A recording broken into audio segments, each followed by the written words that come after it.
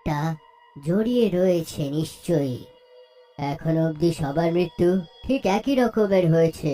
তার মানে এদের সকলকে মেরে থাকা কোনো একটাই সিরিয়াল কিলার হবে।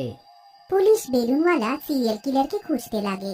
পুলিশ সেই লোকের খবর পায় যে শহরে বেলুন বিক্রি করতে থাকে।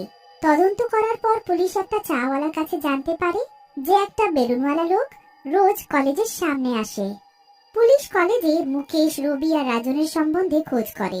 পুলিশ জানতে পারে যে তারা 5 জন বন্ধু ছিল আর তাদের মধ্যে 3 জন মারা গেছে। পরের সন্ধ্যা রাজ কলেজ থেকে বেরিয়ে নিজের বাইকে করে ঘরে যেতে থাকে।